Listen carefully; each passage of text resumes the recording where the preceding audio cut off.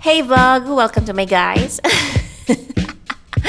Kidding. Hey guys, this is Ming and I'm back at it again with another video.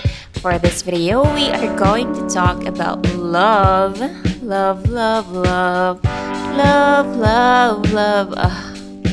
Please do me a favor and remind me to never sing again, okay?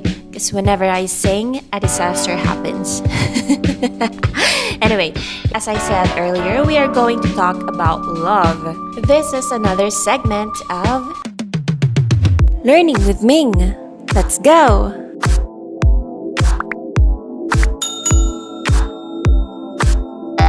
What is love in psychological perspective? This video was based on Theories of Personality 9th edition by Feist, and Roberts. We are going to explore what love is in the minds of four theorists: Sigmund Freud, LwM, Abraham Maslow, and Erich Fromm. But before that, what do we think love is? According to the cheap love quotes found on Google, love is like a rosary that is full of mystery. According to Google Facts, love is not only something you feel, it is something you do. And as cheesy romantic movies and series define love, love never dies. For me, love are doggos and catos. And lastly, according to the Bible, love is patient, love is kind, it does not envy, it does not boast, it is not proud, it is not rude, it is not self-seeking, it is not easily angered, it keeps no record of wrongs. Love does not delight in evil, but rejoices in the truth. No offense on your religious stand, but I strongly believe on this description or definition of love. Alrighty, let's go to the psychoanalytic theory of Sigmund Freud. What is love for this famous man in psychology? If you have been in college and you have taken a course for general psychology or introduction to psychology, I'm sure you know Sigmund Freud. He is the father of psychoanalysis, and he is famous for a lot of things. The psychoanalytic theory's main focus is about the unconscious mind. To Freud, people are motivated to seek pleasure. I know, Freud is all about pleasure. According to him, various drives can be grouped under two major headings: Eros and Thanatos. Eros stands for sex, and Thanatos stands for destruction. Please do not confuse Thanatos to the misunderstood purple alien with a crotch chin. Thanatos and Thanos are two very different things. Alright? So yeah, back to Eros. If you're familiar with Freud, he loved so much his sex topic. One manifestation of Eros, according to Freud, is love. When people invest their libido or their sex drive on a person or an object rather than themselves. He also said that love and narcissism are often closely related. Narcissism involves love of self, whereas love is often accompanied by narcissistic tendencies. How?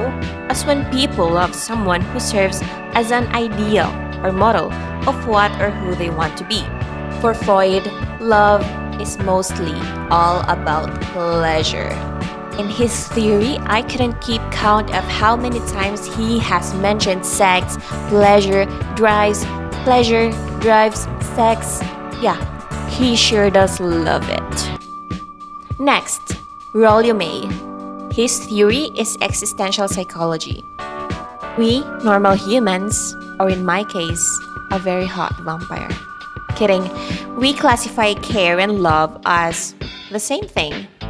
But according to LwM, care is not the same as love, but it is the source of love.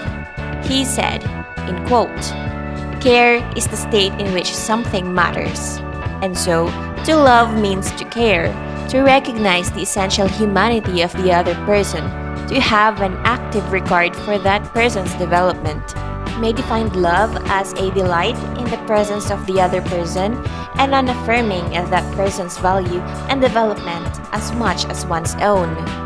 Without care, there can be no love, only empty sentimentality or transient sexual arousal. Care is also the source of will. May called will the capacity to organize oneself so that movement in a certain direction or toward a certain goal may take place. In this modern time, love has become associated with sensual love or sex. When love is seen as sex, it becomes temporary and lacking. Also, LwM identified 4 kinds of love. The first one is sex. It is the biological function that can be satisfied through sexual intercourse or some other release of sexual tension. Wink, wink. Second, Eros. While in Freud's theory, Eros stands for sex, May stated a clear distinction between the two. Eros is a psychological desire that seeks procreation or creation through enduring union with a loved one. Eros is making love, whereas sex is manipulating the organs. Eros is the wish to establish a lasting union and is built on care and tenderness, while sex is simply the desire to experience pleasure. Next, Philia. Eros is built on the foundation of Philia. Philia is an intimate, non-sexual friendship between 2 people. It cannot be rushed. It takes time to develop, to sink its roots. And lastly, Agape. Just as Eros depends on Philia, Philia needs Agape. Agape is altruistic love. It does not depend on any behaviors or characteristics of the other person. It is undeserved and unconditional. Aww, sweet. LwM said that a healthy adult relationships blend all 4 forms of love, not just focus on one type of love. Next theorist with a good insight about love is Abraham Maslow. Does the term hierarchy of needs ring a bell? Yep, that's Abraham Abe Maslow. Maybe you've seen his hierarchy of needs before. It is in ascending manner. The first need is physiological needs or what our body needs. Second is safety needs. Oh, excuse me. It's not corona, I promise. Anyway, second, safety needs. It includes physical security, stability, dependency, protection, and freedom from threats. Love falls on the third need, but we will get back to that later. The fourth need is esteemed needs, which includes self-respect, confidence, competence, and knowledge. The highest human need, according to Maslow, is the need for self-actualization. It is the need for self-fulfillment, the realization of all one's potential. Now let's get back to that love and belongingness. Love and belongingness include desire for friendship, the wish for a mate and children, the need to belong to a family, a club, neighborhood, or nation. Well, for me, the only nation that I cooperate in is my imagination. According to Abraham Maslow, people who have had their love and belongingness needs adequately satisfied from early years do not panic when denied love. So when other people reject them, they do not feel devastated. Obviously, I'm not one of these people. A second group of people consists of those who have never experienced love and belongingness and therefore are incapable of giving love.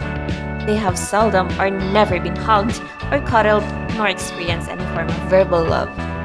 Maslow believed that these people will eventually learn to devalue love and take its absence for granted. A third category includes those people who have received love and belongingness only in small doses. Because they received only a taste of love and belongingness, they will be strongly motivated to seek it. In other words, people who have received only a little amount of love have stronger needs for affection and acceptance than do people who have received either a healthy amount of love or no love at all. Moving on? Wow, moving on. That's a very tough thing to do. Teach me how, senpai. Next theorist, Erich Fromm. His theory is humanistic psychoanalysis. He is a post-Freudian theorist, meaning he has taken inspiration from Sigmund Freud's theory. Personally, Erich Fromm's theory is my favorite of all. I cannot fathom how much I love him. I mean his theory, yeah. Mrs. Fromm, if ever you are still alive and you are watching this video, as if, please do know that I don't love your husband in a romantic way. I just love his theory so much. Okay, please do not kill me. Alright, so what is love for this astounding man? Like from Abraham Maslow's theory, love in Erich Fromm's theory is found in a need. So Eric Fromm also identified 5 types of needs. First is relatedness, which includes submission, power, and love. And since because it includes love, we will dig deeper on that later. The next need for Eric Fromm is transcendence, not the movie of the amazing Johnny Depp, but it is the urge to rise above a passive and accidental existence into the realm of purposefulness and freedom. Next need, the third, rootedness. It is the need to feel at home again in the world. Next, human need for sense of identity. It is the capacity to be aware of ourselves as separate entities. According to Fromm, without a sense of identity, people could not retain their sanity. Well, that explains the reason I'm losing my mind because I don't know who I am, what I want to do, or who I'm gonna be. Thank you, Eric Fromm. Thank you. And the last existential need for Fromm is the frame of orientation. It is the final human need. It pertains to how humans need a roadmap to make their way through the world. Going back to the first need, relatedness, Fromm identified 3 basic ways in which a person relates to the world. It is through submission, power, and love. Submission and power are polar opposites. And we are not talking about BDSM here, okay? Maybe on next videos? I don't know. According to Fromm, the answer to man's troubled existence is the capacity to love. Aww, I might cry. He identified 4 components of love: care, responsibility, respect, and knowledge. Fromm believed that love is the only road by which a person can become united with the world and at the same time achieve individuality and integrity. He defined love as a union with somebody or something outside oneself under the condition of retaining the separateness and integrity of one's own self. Love involves sharing and communion with another, yet it allows a person the freedom to be unique and separate. In love, 2 people become one, yet remain 2. I don't know if it's just me, but I so love what he says about love. Fromm also wrote a book called The Art of Loving. He identified care, responsibility, respect, and knowledge as 4 basic elements common to all forms of genuine love.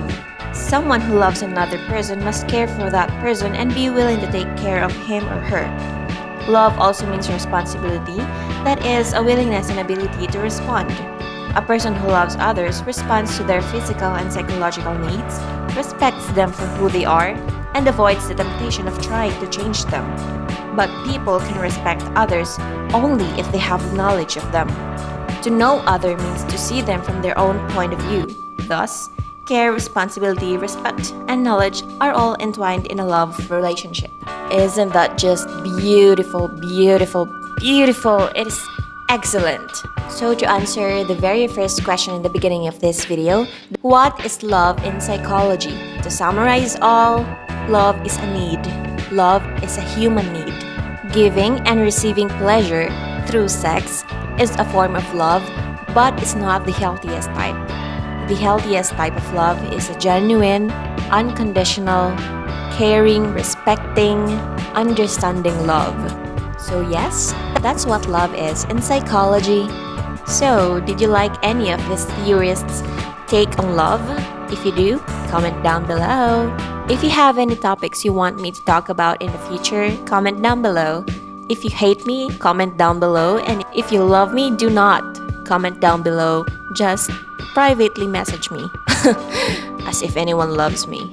Anyway, again, give this video a thumbs up, share this video to your friends and loved ones, and subscribe to my channel. Thank you so much for watching, and I hope you picked something from this. See you guys in my next videos. Love ya! Bye!